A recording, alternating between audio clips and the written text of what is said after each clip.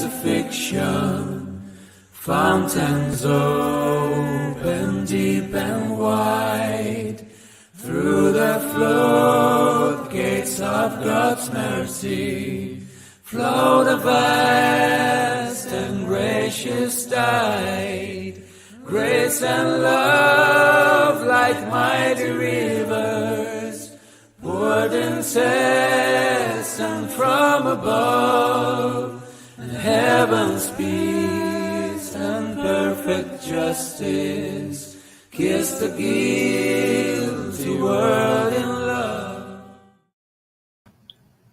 Shalom, brothers and sisters. I'm so glad to see you here today. It does look like my camera is a little messed up. Let me see if that helps. Yeah, it looks pretty fuzzy. Do I look fuzzy to everyone?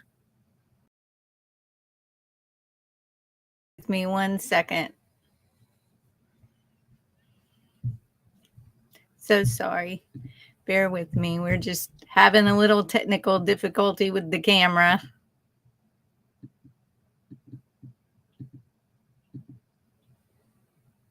There we go. And that's pretty normal for me on a Friday morning, a prep morning. Hope you can see me now. Good morning, everyone in the chat. Brother Leigh, Sister Catherine. I'm so pleased to see you here and enjoy your Shabbat that you're getting ready to go into in a couple of hours. Welcome, Wirewool and Judy. So lovely to have you here. And it is prep day, and I'm always by this day of the week pretty over the week. So I am definitely ready to be on my Shabbat and have some rest.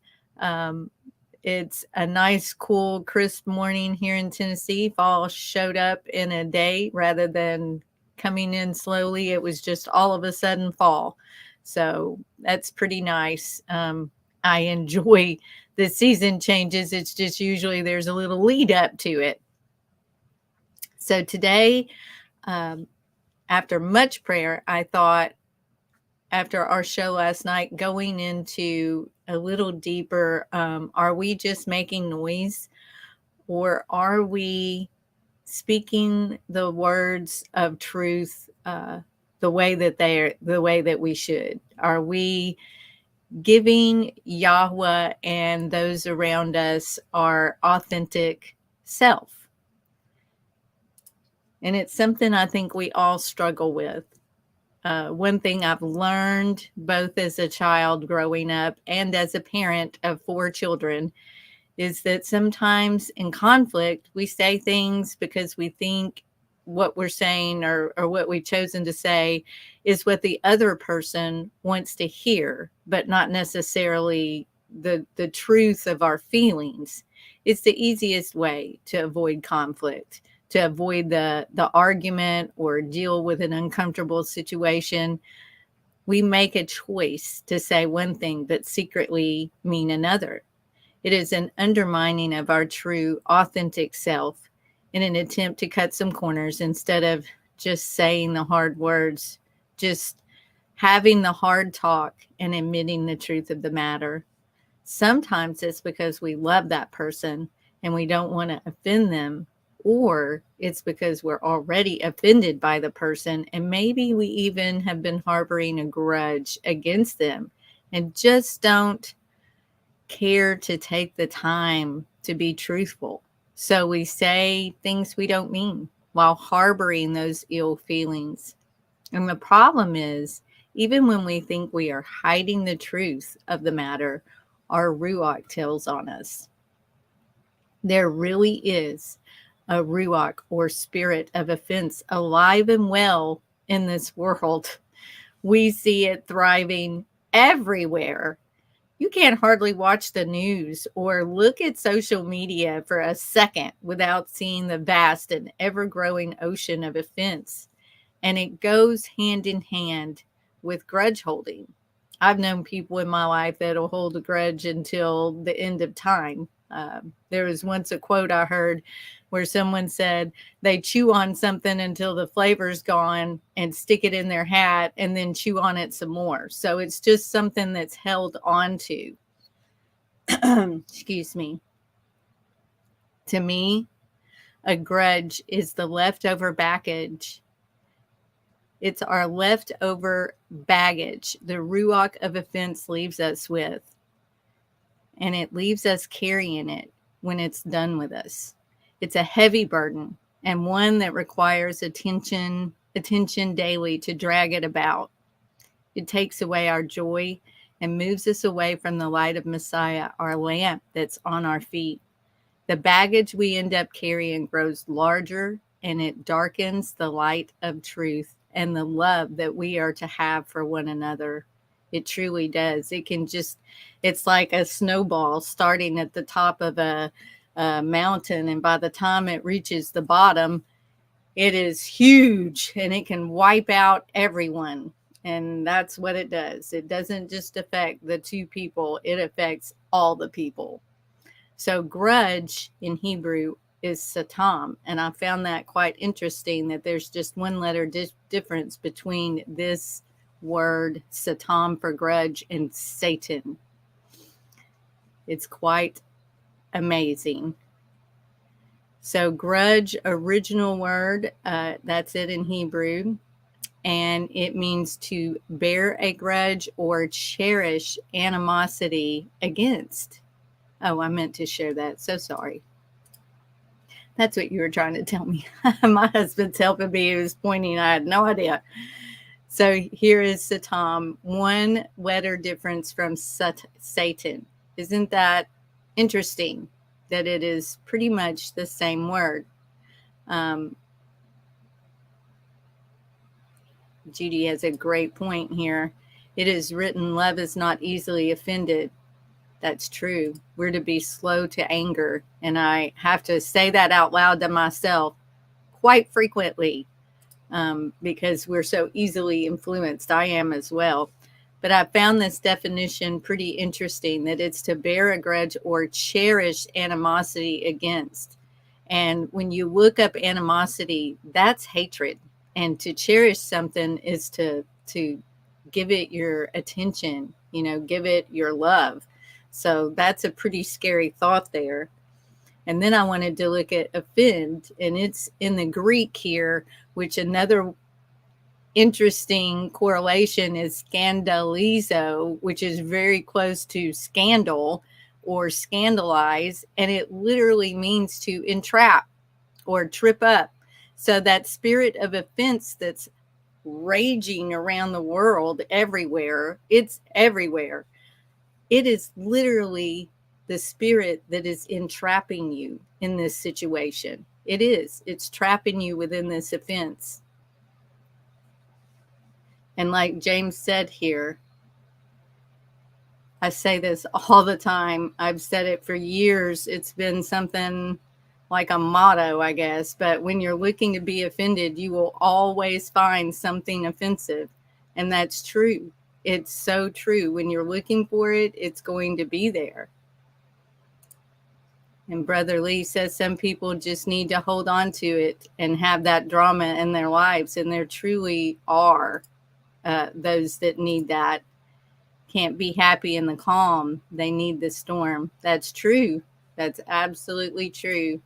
But it takes us away. That spirit of offense entraps us and we're stuck. I have definitely been trapped in that. And this is just a list I prayed on and thought what would be the easiest quick steps to deal with the spirit of offense. And I did a lot of research. There's a lot of different suggestions out there. So I kind of compiled this with the things that I've researched and studied out. And the first thing is to acknowledge being hurt by someone's words or actions. Talk to them. Give them a chance to address the offense. The second one is don't involve others without serious consideration and prayer, because the more people involved is more potential damage to now more people. And we are not to backbite We're not to try to get people on this team or that team. We're all part of the body. We're all on the same team. Number 3, pray for your grieving spirit and the other person. Because if you have felt an offense, if you've been offended, you're hurt. And you need to cry out to Yahweh. He will hear you. Ask him to show you the truth of the matter, to help you through it. And then pray some more. Because the answer to everything to me is to pray. Anytime I have anything going on in my life that is taking away my joy, taking away my ability to act and behave like Yahusha, and that means to care for every single person, there shouldn't even be a thought of, I like this person better than that person. I'm going to give this person my support and not that person. And if that is how you're feeling, then I suggest praying even more. I'm my authentic self all the time. I am what you get. When I'm reaching out in our Telegram groups and I'm saying I love you, I mean it because I've been that person that had no one on my side. So when I say it, I mean it. And if I say it, I mean it. And that's kind of what this goes in line with. Say what you mean, and people can handle it. I promise you. And number 4 is the hardest one. And it was the hardest one for me for so long. Walk through forgiveness, even if you don't feel it. Because Messiah says forgive 70 times 7 times. I have forgiven things that I thought I would never be able to forgive or even live through, much less forgive the perpetrator. But I did it. I did it because Messiah said to do it, and because I quit holding on to that baggage, that grudge. And there are some things, I promise you, that can be done to you or that you can live through that is going to make you feel like you're under 5,000 pounds of weight. And the minute that I put it down at the foot of the cross and asked Yahusha to take it, the lighter I became and the easier forgiveness became, because he could forgive those who were doing him that harm. I can forgive those that have done me harm because he already forgave them. So who am I to question his forgiveness?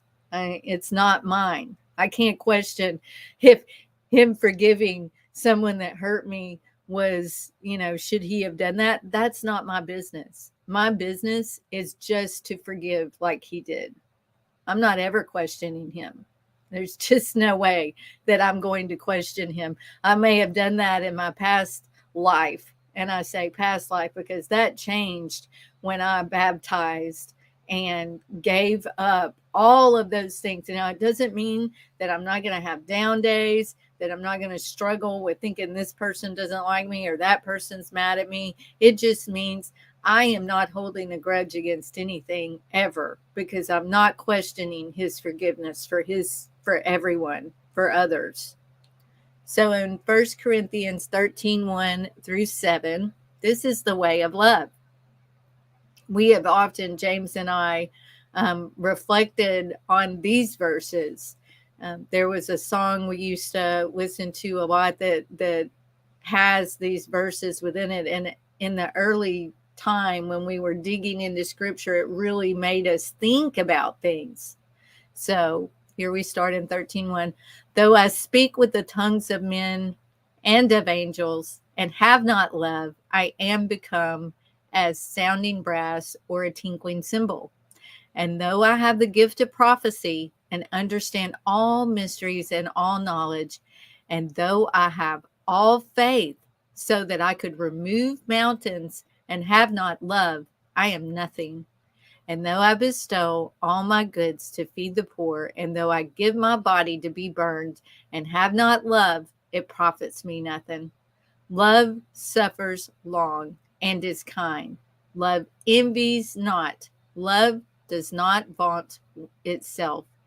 It is not puffed up, does not behave itself unseemly, seeks not her own, is not easily provoked, thinks no evil, rejoices not in iniquity, but rejoices in the truth, bears all things, believes all things, hopes all things, endures all things.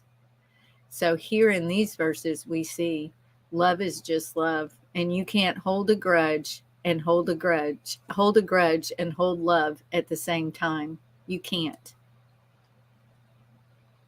Continuing 1 Corinthians 13, 8 through 13. Love never fails. This hangs on my wall downstairs because love never fails. But whether there be prophecies, they shall fail. Whether there be tongues, they shall cease. Whether there be knowledge, it shall vanish away. For we know in part, and we prophesy in part. But when that which is perfect is come, then that which is in part shall be done away with. When I was a child, I spoke as a child. I understood as a child. I thought as a child. But when I became a man, I put away childish things. For now we see through a glass, darkly, but then face to face. Now I know in part, but then shall I know even as also I am knowing. And now abides faith, hope, love. These three, but the greatest of these is love. So we see there, we have to abide within faith, hope, and love. The greatest is love. The greatest thing we can give to one another is love. So let us strive with all our ruach towards unity in the body of Mashiach. In Ephesians 4:1, I therefore, the prisoner of Yahweh, beseech you that you walk worthy of the calling wherewith you are called, with all lowliness and meekness, with long suffering, forbearing one another in love, endeavoring to guard the unity of the Ruach and the bond of peace. There is one body and one Ruach, even as ye are called in one hope of your calling. One Yah, one faith, one baptism, one Elohim and Father of all, who is above all and through all and in you all. But unto every one of us is given grace according to the measure of the gift of Mashiach. Do not let your love become a tinkling cymbal, a clanging gong devoid of merit and truth. Let your love be as bright as the light Messiah shines on our path, keeping the Torah in your hand, in your thoughts, and in your heart. If you have those things there, there's no way to hold on to that grudge because you're holding on to the Torah. You're holding on to Messiah. How precious is our Savior. How precious is his love for us. In 1 Peter 2:20 through 25, for what glory is it if when ye buffeted for your faults, ye shall take it patiently? But if when ye do well and suffer for it, ye take it patiently, this is acceptable with Elohim.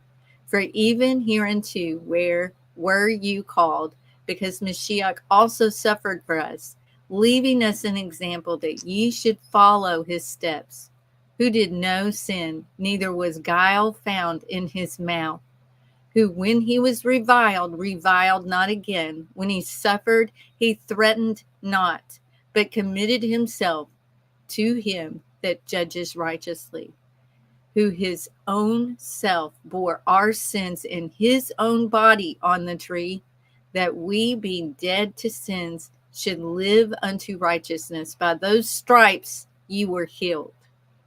For ye were as sheep going astray, but are now returned into the shepherd and overseer of your souls. So as we see there, we are returned, just like James and I discussed last night, in this season of Teshuvah. We are to return to him humbly, and that means letting go.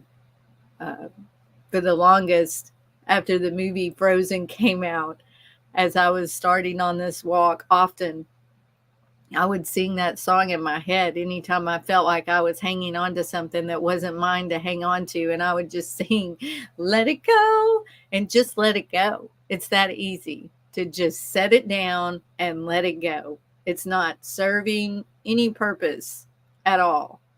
And I wish there was a way to blast that out to the world, just let it go, let it all go.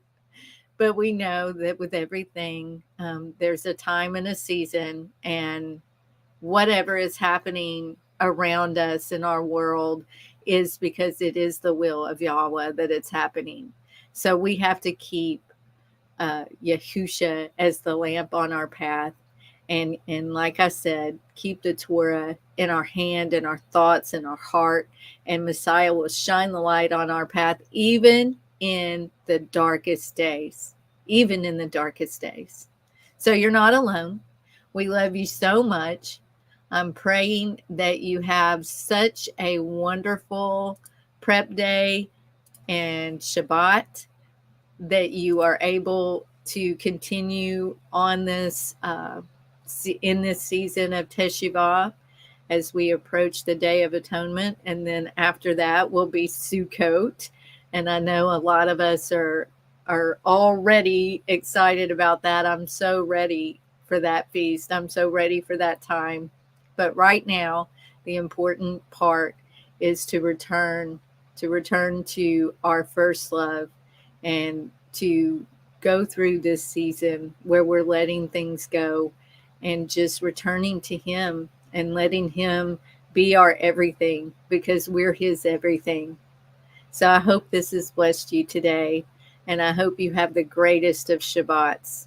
Thank you so much, and shalom. On the mount of crucifixion, fountains open deep and wide, through the floodgates of God's mercy, flowed a vast and gracious tide, grace and love like mighty rivers, poured incessant from above, and heaven's peace and perfect justice kissed the guilt